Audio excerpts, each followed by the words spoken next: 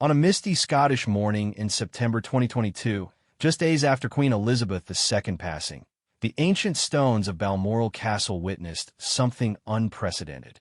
Security cameras captured a figure moving through the Queen's most private quarters, rooms that had remained untouched since Her Majesty's final breath.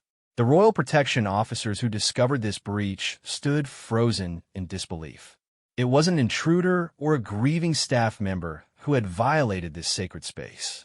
It was Camilla, the newly crowned queen consort herself. What happened next would send shockwaves through the royal household, create rifts that still echo through the corridors of Buckingham Palace, and reveal the deep-seated tensions that have been brewing beneath the surface of the monarchy for decades.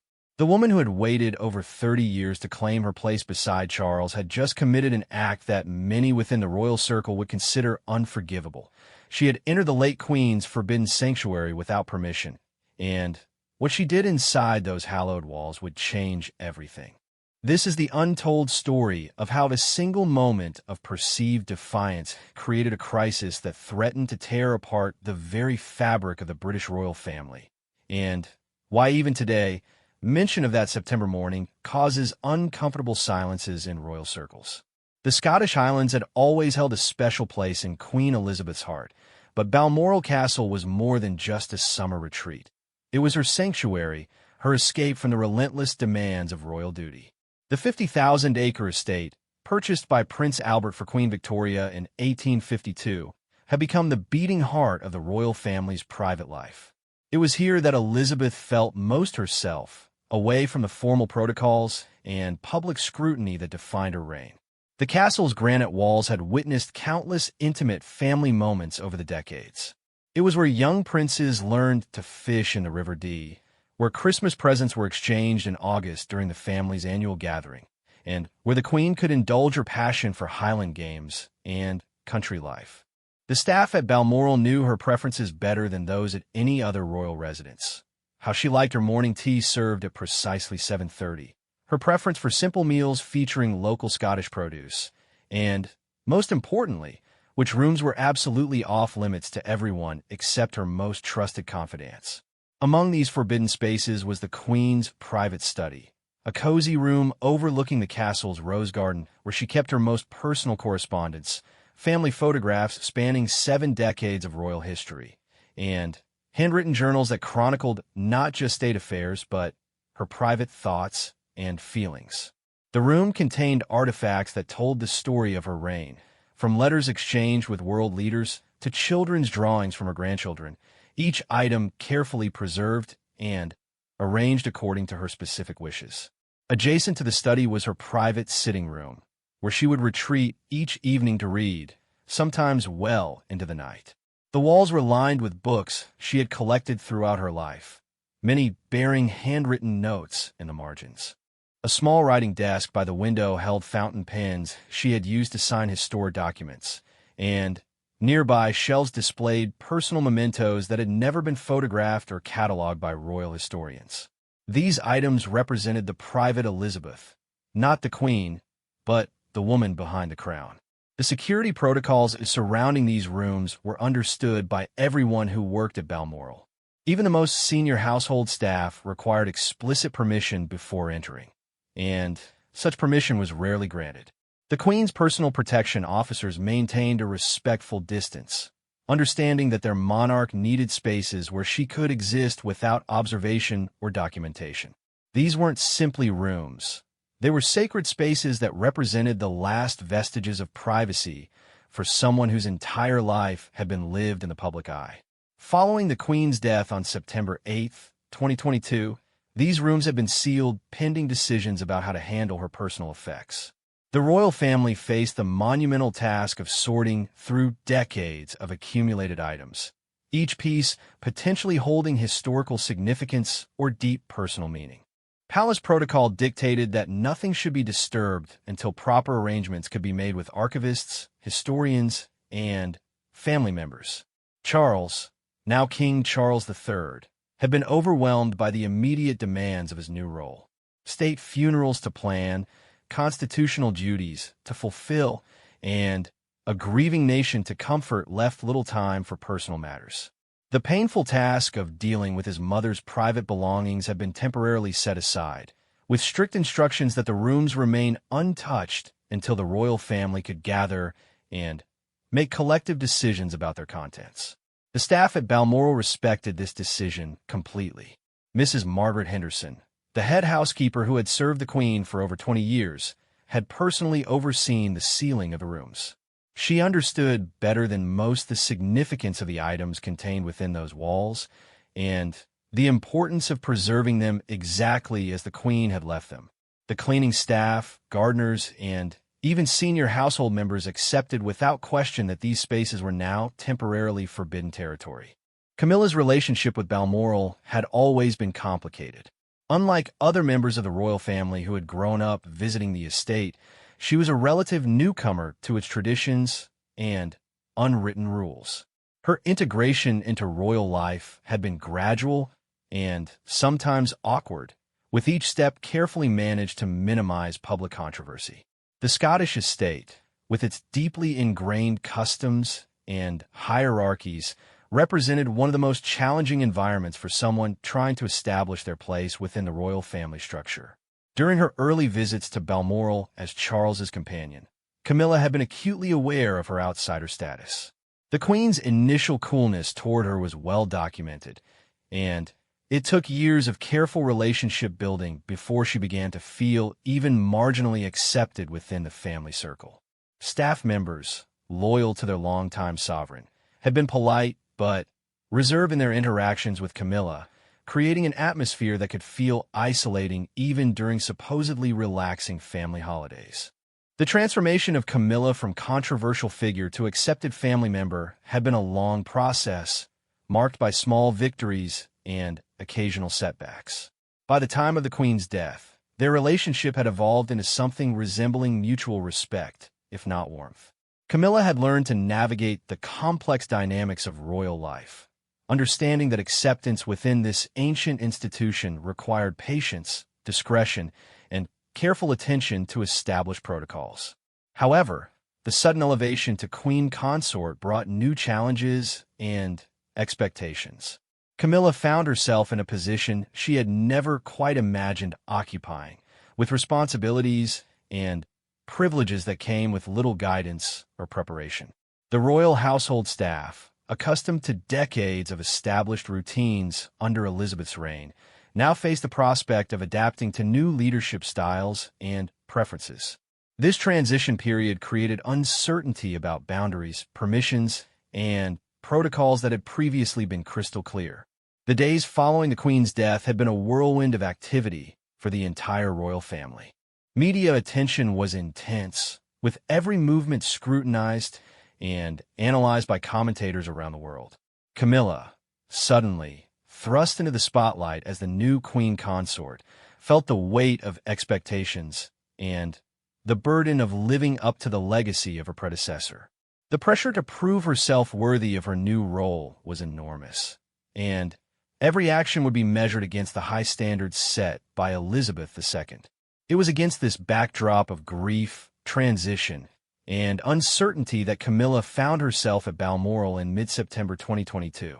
The official reason for her visit was to oversee some preliminary arrangements related to the estate's future use and to spend time in quiet reflection away from the London media circus.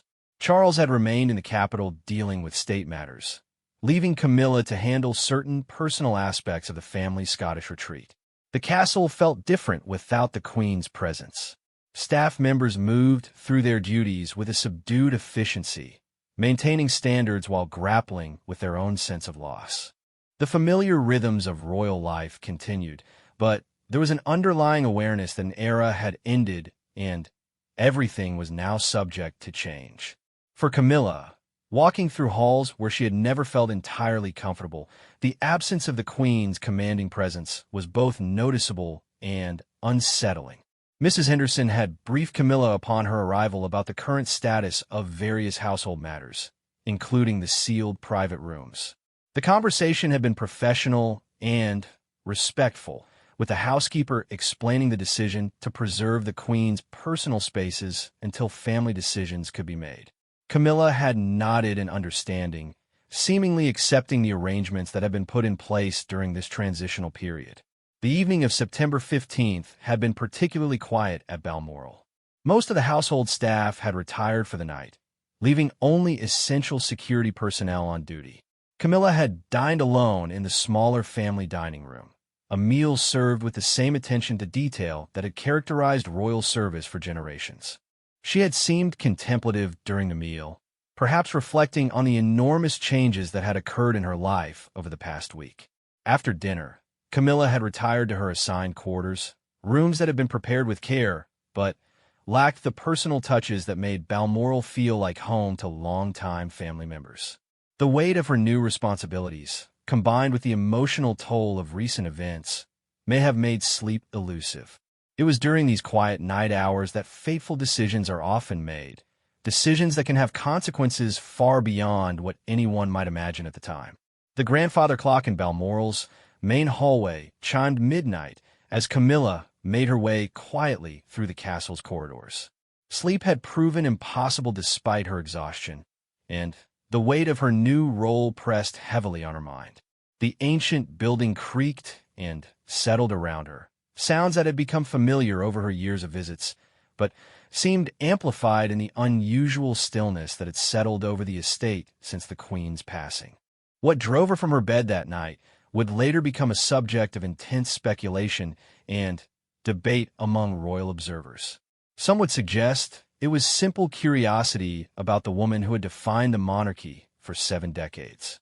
Others would propose that she felt a need to understand her predecessor better in order to fulfill her own duties more effectively. The most charitable interpretation suggested she was seeking some form of connection or closure with someone who had ultimately accepted her into the royal family. Camilla's own account of that night, shared only with her closest confidants in the weeks that followed, painted a picture of someone grappling with profound uncertainty about her place in royal history. She had spent years feeling like an outsider looking in, always aware that her path to the throne had been unconventional and controversial. Now, suddenly, elevated to queen consort, she found herself desperately seeking some understanding of the role she was expected to fill. The forbidden wing of Balmoral Castle had always held a particular fascination for Camilla, precisely because it remained largely mysterious to her. Unlike other members of the royal family who had been granted occasional glimpses into the Queen's private world, Camilla's access had been carefully limited throughout her relationship with Charles. She had respected these boundaries, understanding that trust and acceptance within the royal family required patience and demonstration of discretion over time. As she approached the sealed corridor that led to the Queen's private rooms, Camilla later recalled feeling a mixture of trepidation and determination. The rational part of her mind understood that she was about to violate established protocols and potentially damage relationships that had taken years to build. However, something deeper drove her forward, perhaps the need to finally understand the woman whose shadow would forever influence her reign as queen consort. The security measures protecting the Queen's private quarters were sophisticated but not impenetrable for someone with Camilla's access level. Her royal protection officers were stationed at strategic points throughout the castle, but they maintained respectful distances that allowed family members reasonable privacy within the secure perimeter.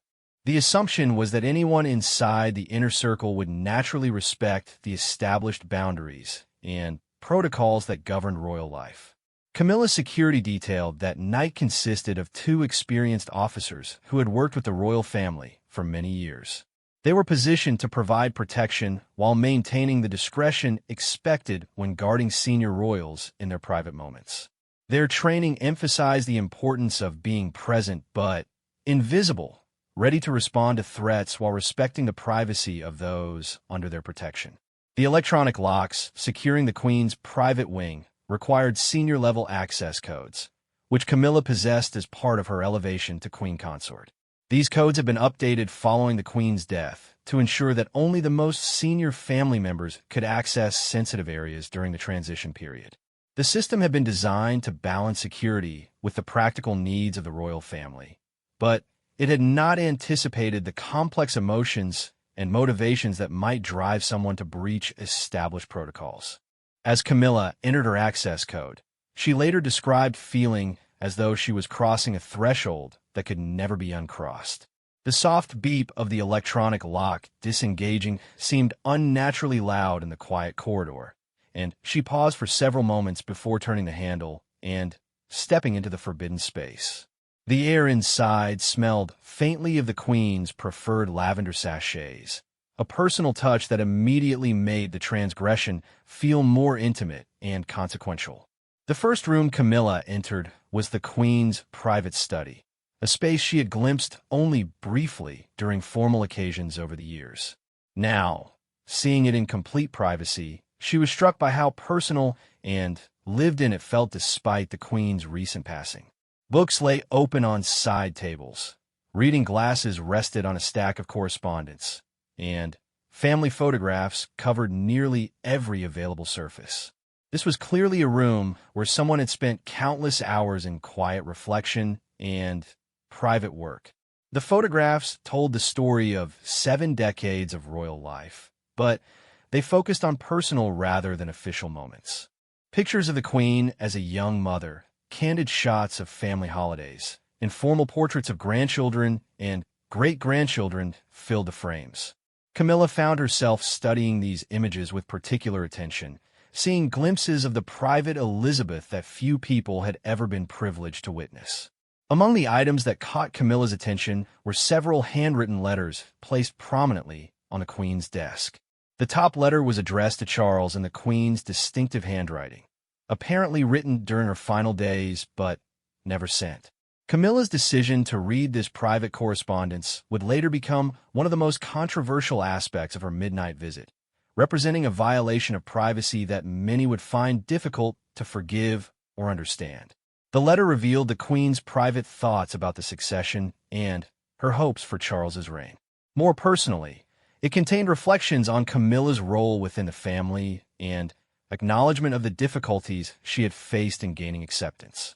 The Queen wrote candidly about her own evolution from disapproval to acceptance of Camilla, expressing understanding for the challenges that lay ahead for the new Queen consort. Reading her late mother-in-law's private thoughts about her proved to be an emotionally overwhelming experience for Camilla. The letter revealed a depth of understanding and even sympathy that the Queen had never expressed directly. It spoke of the loneliness of royal life, the burden of constant scrutiny, and the particular challenges faced by those who married into rather than were born into the royal family.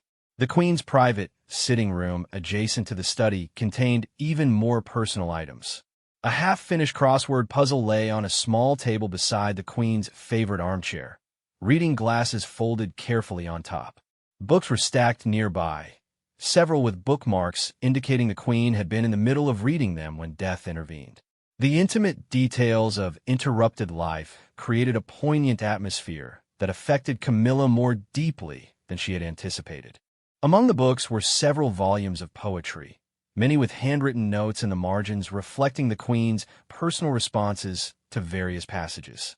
Camilla discovered that her predecessor had been particularly drawn to works about duty, sacrifice, and the tension between public service and private happiness, themes that obviously resonated with someone who had dedicated her entire life to royal service. A small jewelry box on the Queen's dressing table contained pieces that were clearly kept for sentimental rather than monetary value. Simple brooches given by grandchildren, a watch that had belonged to her father, and a locket containing photographs of her parents represented the treasures of a life lived in service, but rooted in family love. These personal items provided insights into the Queen's character that years of public observation had never revealed. The most surprising discovery came when Camilla noticed a small locked drawer in the Queen's writing desk. The key hung on a simple chain nearby, and, after a moment's hesitation, she decided to investigate its contents. Inside were letters and documents that clearly represented the Queen's most private thoughts and concerns about the future of the monarchy. These papers included detailed observations about various family members, frank assessments of their strengths and weaknesses, and strategies for managing potential challenges. Among these private papers were several documents specifically related to Camilla's integration into the royal family. The Queen had apparently kept careful notes about Camilla's progress, documenting both positive developments and ongoing concerns. Reading these assessments provided Camilla with unprecedented insight into how she had been perceived by the family matriarch, information that was both enlightening and somewhat troubling. The Queen's private writings revealed someone who had thought deeply about the future of the institution she had served for so long. She had documented concerns about public perception, media challenges, and the need for the monarchy to adapt to changing social expectations.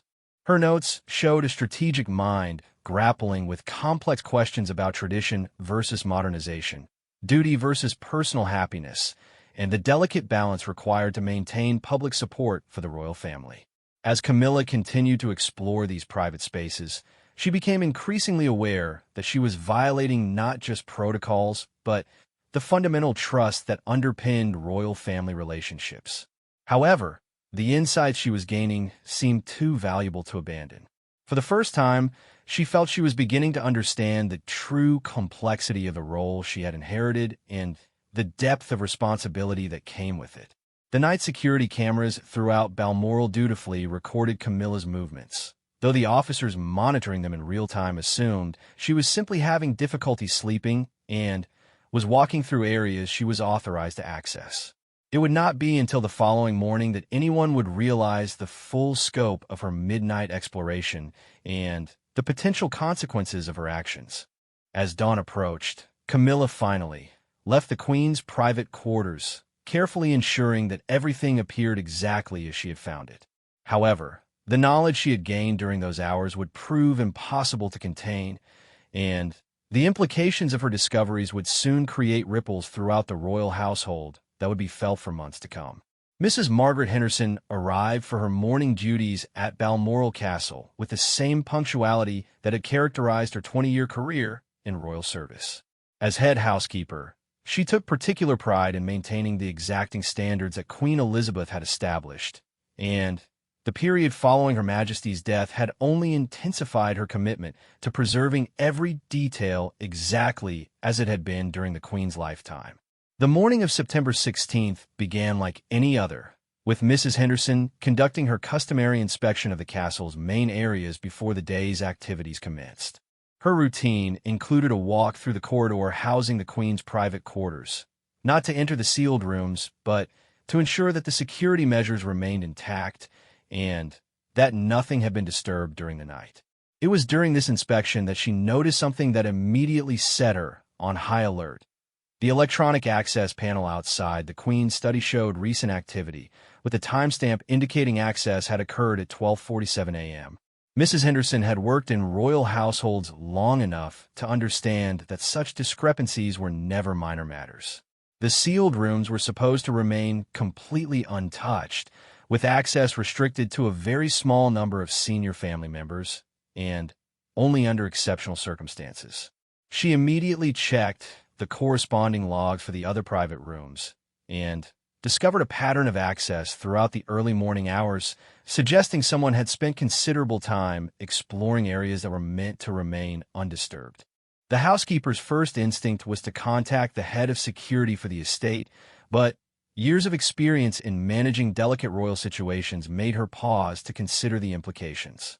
If a member of the royal family had accessed these rooms, confronting them directly could create an uncomfortable situation that might reflect poorly on her own judgment and discretion.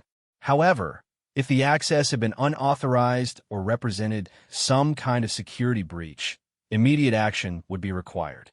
After careful consideration, Mrs. Henderson decided to conduct a discreet visual inspection of the rooms to determine whether anything had been disturbed. Using her master key and accompanied by her most trusted assistant, she entered the Queen's private study with the reverent caution of someone entering a sacred space. At first glance, everything appeared exactly as it had been left, with furniture, books, and personal items in their proper positions. However, Mrs. Henderson's trained eye quickly detected subtle signs that someone had been in the room. A chair had been moved slightly closer to the Queen's desk, Letters had been rearranged in a way that suggested they had been read, and, most significantly, a small drawer that had been locked was now closed, but showed evidence of having been opened. These details might have been missed by a casual observer, but to someone who knew these rooms intimately, they represented clear evidence of unauthorized intrusion. The adjacent sitting room showed similar signs of visitation.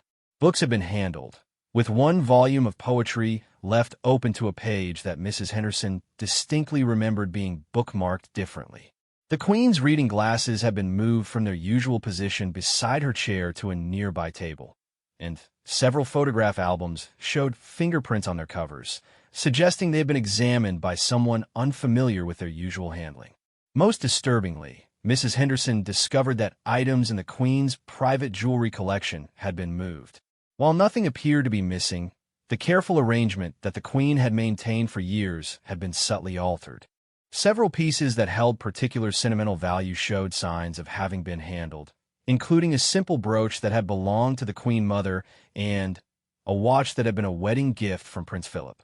The evidence was clear that someone had spent considerable time in these private spaces, examining personal items and correspondence with what appeared to be thorough curiosity rather than casual browsing. Mrs. Henderson's growing concern was not just about the breach of protocol, but about the implications for the royal family's trust in their household staff and security arrangements. If word of this intrusion became public, it could create a scandal that would reflect poorly on everyone responsible for maintaining the estate. After documenting the evidence with discrete photographs for reference, Mrs. Henderson faced the delicate task of determining how to report this discovery. The chain of command in royal households was clearly established, but the circumstances were unprecedented. She needed to inform someone in authority while being sensitive to the complex family dynamics and potential consequences of her findings. Her first call was to Sir Edward Young, the Queen's former private secretary who was assisting with the transition period following Her Majesty's death. Sir Edward had been working closely with the royal family to manage the countless details involved in settling the Queen's estate and ensuring that proper protocols were followed for all matters related to her personal effects. His experience and discretion made him the logical person to handle such a delicate situation. Sir Edward's reaction to Mrs. Henderson's report was immediate and serious. He understood instantly the gravity of the situation and the potential ramifications if the breach became widely known. After ensuring that Mrs. Henderson had documented everything properly and maintained absolute discretion about her discoveries, he began the process of investigating who might have been responsible for the unauthorized access. The electronic access logs provided a clear trail of entry and exit times, but they did not identify which specific access code had been used. This information required consultation with the head of security, who maintained detailed records of all code assignments and usage. The investigation revealed that the access had been gained using credentials assigned to a senior member of the royal family, which immediately narrowed the list of potential suspects to a very small number of individuals. Cross-referencing the access times with the known whereabouts of various family members quickly led to the conclusion that Camilla had been responsible for the late-night exploration. This discovery created an immediate dilemma for those handling the investigation, as confronting a senior royal about such behavior required extremely careful consideration of protocol, family relationships, and potential consequences.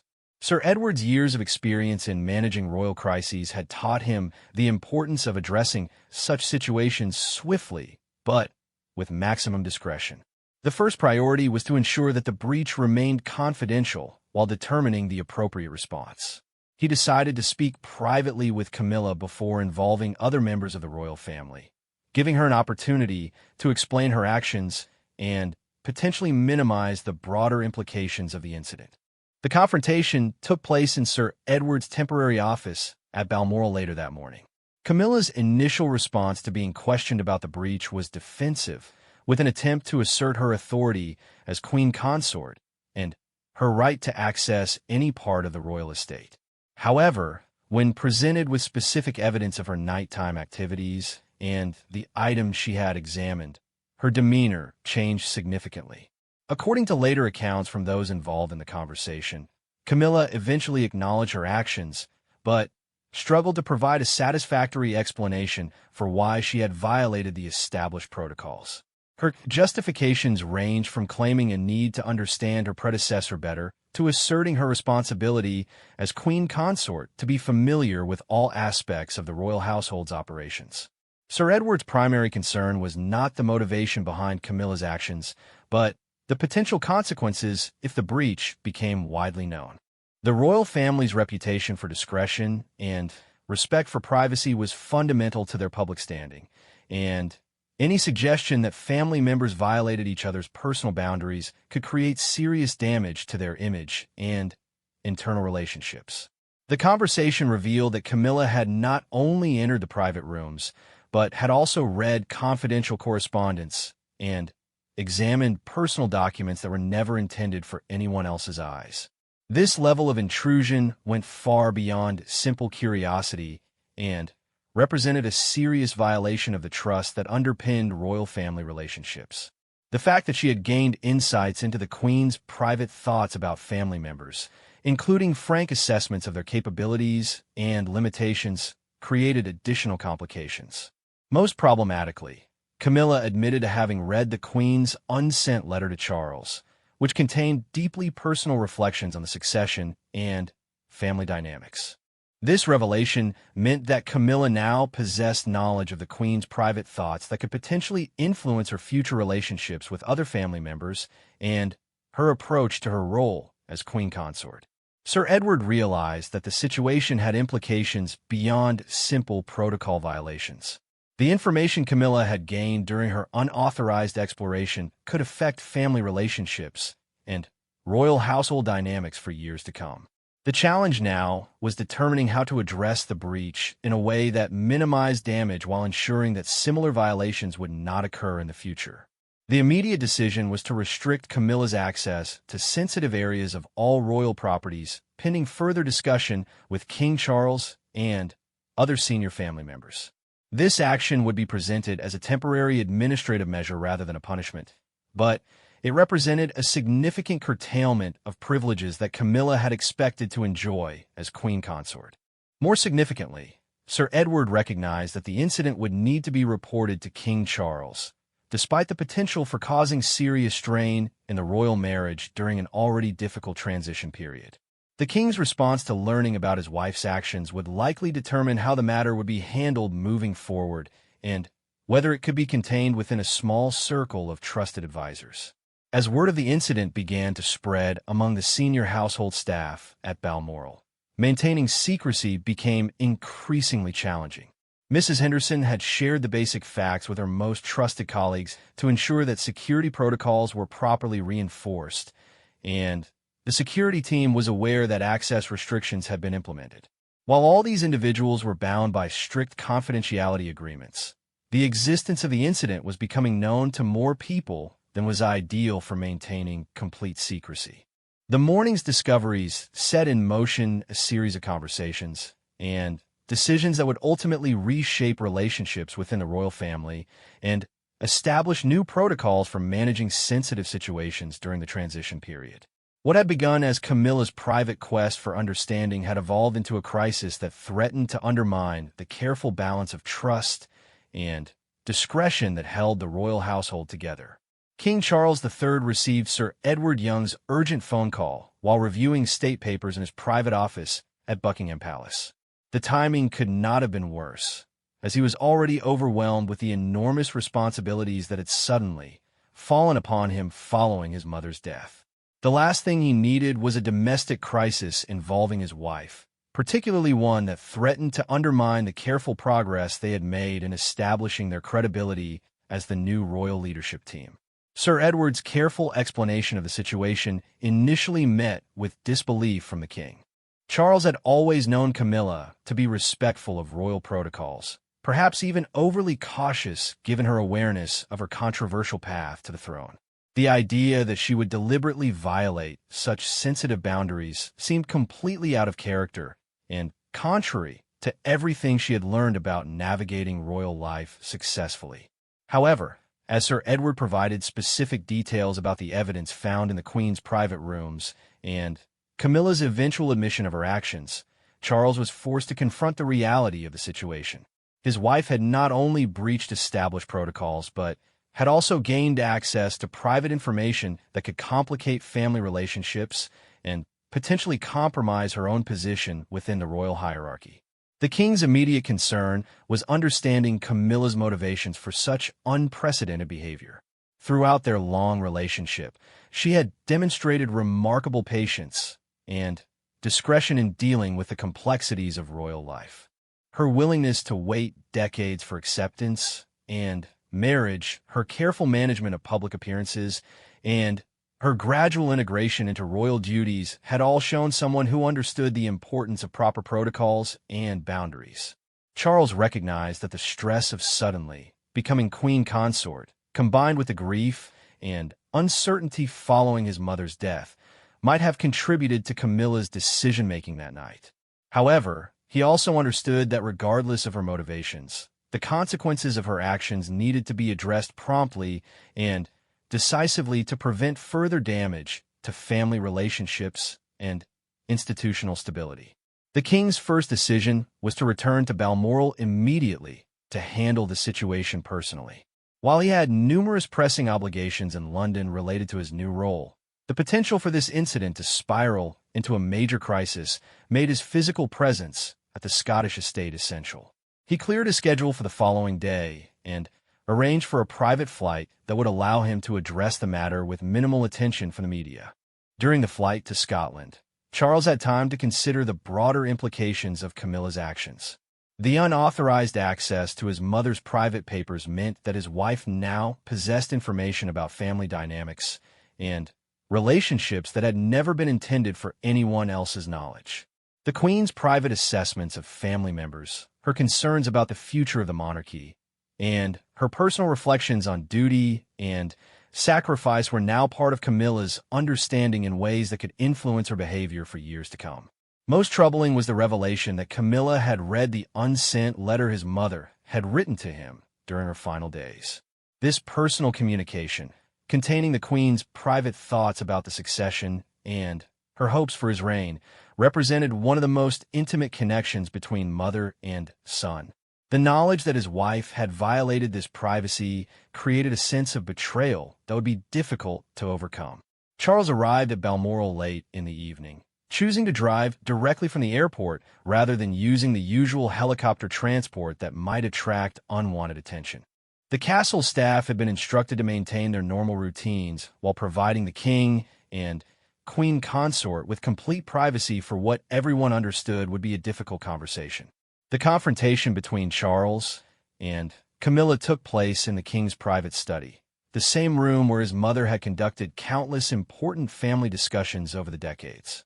The familiar surroundings, filled with memories of his mother's presence and authority, provided a sobering backdrop for addressing his wife's unprecedented breach of royal protocols and family trust. Camilla's initial approach to the conversation was defensive, attempting to frame her actions as necessary research for understanding her new role and responsibilities. She argued that, as queen consort, she needed to comprehend the full scope of the institution she was now expected to support and represent. Her exploration of the Queen's private spaces, she claimed, was motivated by a desire to serve the monarchy more effectively. However, Charles quickly moved beyond discussions of motivation to address the serious consequences of her actions. He explained how her breach of trust had already created complications with household staff, security personnel, and trusted advisors who were struggling to understand how such a violation could have occurred. The incident had undermined confidence in the royal family's commitment to respecting privacy and maintaining appropriate boundaries.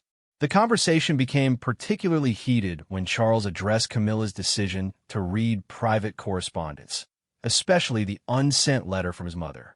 He explained how this violation felt like a betrayal not just of royal protocols, but of his personal relationship with his deceased mother. The letter had contained private thoughts and feelings that were meant only for him, and Camilla's unauthorized access had corrupted that final communication between mother and son. Camilla's response revealed the depth of insecurity and uncertainty she had been experiencing since becoming queen consort. She admitted to feeling overwhelmed by comparisons to Queen Elizabeth and desperate to understand the secrets of successful royal leadership. Her late-night exploration of the Forbidden Rooms had been motivated by a need to find some connection with a predecessor that might provide guidance for her own challenging role. The emotional intensity of the conversation increased as both Charles and Camilla began to express frustrations and concerns that had been building since the Queen's death. Charles felt betrayed by his wife's actions at a time when he needed her support and partnership more than ever. Camilla felt isolated and inadequately prepared for her new responsibilities, with little guidance available about how to fulfill expectations that seemed impossibly high. Their argument revealed deeper tensions about Camilla's place within the royal family and her ongoing struggle for acceptance and legitimacy. Despite decades of gradual integration into royal life, she still felt like an outsider looking in, someone who had to prove her worthiness for a role that others had been born to occupy. The pressure of public scrutiny and historical comparison had created anxieties that Charles had not fully understood or addressed. As the night progressed, the conversation evolved from anger and recrimination to a more honest discussion about the challenges they both faced in their new roles. Charles began to recognize that his wife's actions, while inexcusable, had been driven by genuine concerns about her ability to fulfill her duties effectively. The lack of preparation and support systems for someone thrust into such a prominent position had contributed to her desperate search for guidance and understanding. However, Charles also made clear that regardless of her motivations, Camilla's actions had created serious problems that would require immediate attention. The breach of trust with household staff, the violation of his mother's privacy, and the potential for scandal if the incident became public knowledge all demanded swift and decisive action to prevent further damage. The king outlined a series of consequences that would address both the immediate problems created by Camilla's actions and the underlying issues that had contributed to her decision-making. These included temporary restrictions on her access to sensitive areas of royal properties, mandatory briefings with senior advisors about royal protocols and boundaries, and a comprehensive review of support systems available to help her fulfill her new role more effectively. More personally, Charles insisted that Camilla undergo counseling to help her process the stress and anxiety that had contributed to her poor judgment. The pressures of royal life, particularly for someone who had not been born into the institution, required professional support to manage effectively. He also committed to being more actively involved in ensuring she received adequate preparation and guidance for her queen consort duties. The most significant consequence was Charles's decision that the incident must be reported to other senior members of the royal family, particularly Prince William, as heir to the throne. While this disclosure would be handled with maximum discretion, the potential impact on family relationships could not be avoided. Trust, once broken, would require considerable time and effort to rebuild. As dawn approached, Charles and Camilla reached an understanding about how to move forward from the crisis. Both recognized that their marriage and their partnership in royal duties had been seriously tested, but they remained committed to working through the challenges together. The incident had revealed vulnerabilities and insecurities that needed to be addressed, but it had also provided an opportunity for more honest communication about their individual struggles and mutual needs. The immediate priority was containing the incident and preventing it from becoming public knowledge. This would require careful management of household staff who were aware of the breach, reinforcement of confidentiality agreements, and potential personnel changes to ensure that sensitive information remained secure. The royal family's reputation for discretion and privacy had been threatened, and restoring confidence in their ability to maintain appropriate boundaries would take considerable effort. Charles's final decision before leaving Balmoral was to arrange for a comprehensive security review of all royal properties to prevent similar breaches in the future. New protocols would be established for managing access to sensitive areas during transition periods, and additional support systems will be created to help family members cope with the pressures and uncertainties of royal life. The conversation between Charles and Camilla at Balmoral would remain private, but its consequences would influence their relationship and their approach to royal duties for years to come. The crisis had tested their marriage in ways they had never anticipated, revealing both weaknesses and strengths that would shape their future as king and queen consort. The weeks following the Balmoral incident marked a period of unprecedented tension and adjustment within the British royal family. What had begun as Camilla's private quest for understanding had evolved into a crisis that would reshape relationships, protocols, and the very structure of royal household management for years to come. The ripple effects of that September night would touch every aspect of royal life, from the most intimate family dynamics to the public perception of the monarchy's commitment to privacy and propriety. Prince William's reaction to learning about his stepmother's breach of his grandmother's private spaces was perhaps the most significant consequence of the entire incident. As heir to the throne, and someone who had maintained an exceptionally close relationship with Queen Elizabeth, William viewed Camilla's actions as not just a protocol violation, but as a personal affront to his grandmother's memory. The news, delivered by his father in a private meeting at Windsor Castle, created an immediate strain in his relationship with Camilla that would prove difficult to repair. William's response was measured but firm, reflecting his understanding of royal protocol and his awareness of the potential consequences if the incident became public knowledge. However, those close to the Prince of Wales reported that he struggled to comprehend how someone who had been gradually accepted into the family could violate such fundamental boundaries. The incident reinforced his existing concerns about Camilla's readiness for the prominent role she had suddenly inherited. The prince's wife, Catherine, found herself in the delicate position of supporting her husband while maintaining diplomatic relations with her father-in-law's wife. As someone who had successfully navigated her own integration into the royal family, Catherine understood the pressures and uncertainties that Camilla might have been experiencing. However, she also recognized that the breach represented a serious violation of the trust and respect that formed the foundation of royal family relationships. Princess Anne's reaction was characteristically direct and unforgiving. Known for her no-nonsense approach to royal duties and her deep respect for proper protocols, and viewed Camilla's actions as inexcusable regardless of any underlying motivations or pressures. Her response, delivered during a tense family meeting at Sandringham, reportedly included sharp criticism of both Camilla's judgment and Charles's management of the situation. The incident also created complications with other members of the extended royal family, many of whom had maintained complex relationships with Camilla throughout her gradual integration into royal life. Some, like the Duke and Duchess of Gloucester, chose to maintain diplomatic silence while privately expressing concern about the implications for royal household security and family trust.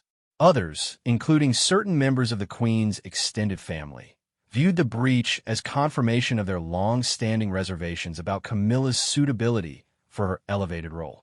Within the royal household staff, the incident created an atmosphere of uncertainty and heightened scrutiny that affected daily operations throughout all royal properties. Mrs. Henderson, despite having acted properly in reporting the breach, found herself subject to intense questioning about security procedures and staff protocols. The implicit suggestion that household management had somehow failed to prevent the incident created defensive reactions among staff members who had served the royal family faithfully for decades.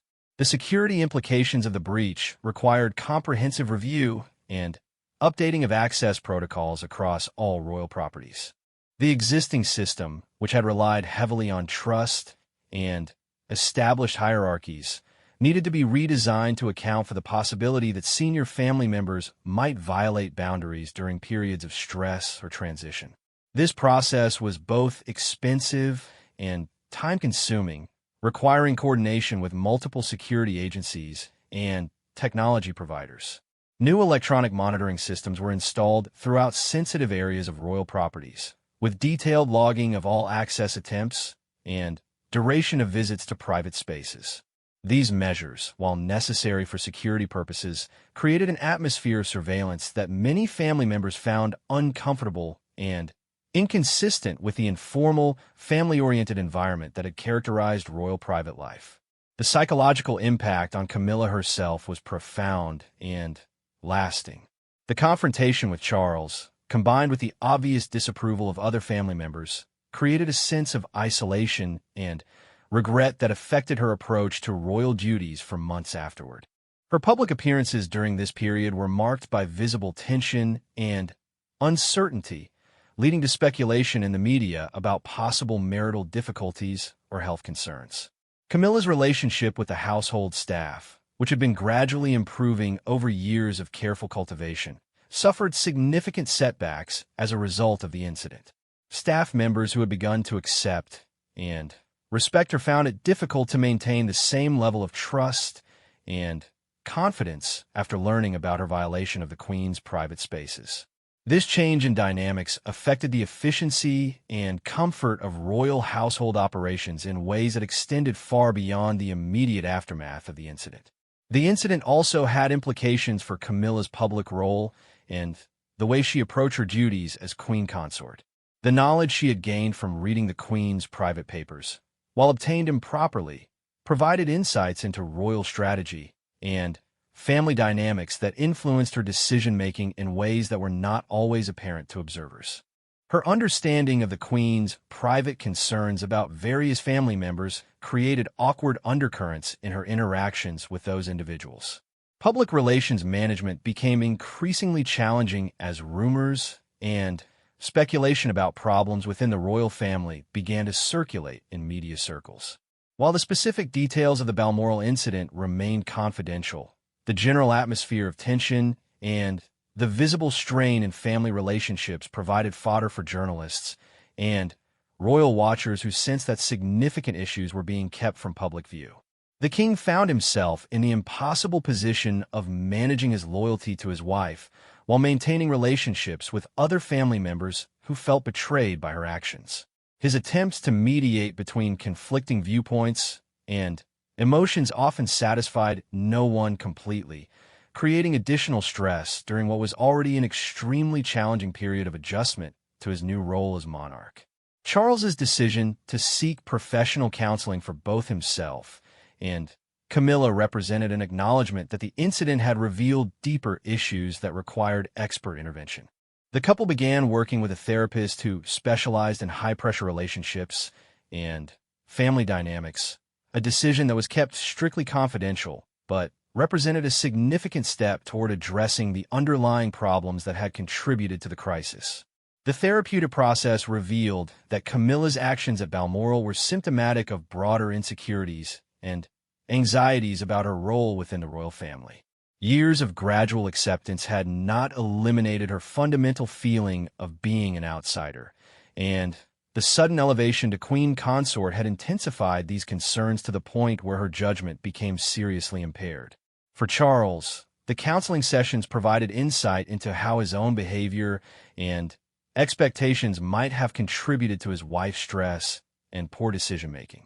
His assumption that she would naturally adapt to her new role without additional support or guidance had left her feeling isolated and unprepared for the enormous responsibilities that came with being Queen Consort. The long-term consequences of the Balmoral incident extended beyond immediate family relationships to influence the broader evolution of the modern monarchy.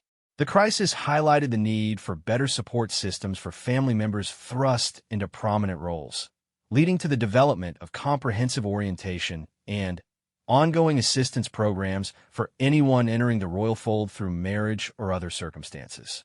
New protocols were established for managing sensitive materials and private spaces during transition periods following the death of senior royals. These procedures balanced the need for family privacy and grieving processes with the requirements of institutional security and proper archival management. The lessons learned from Camilla's breach informed policies that would guide royal household management for future generations.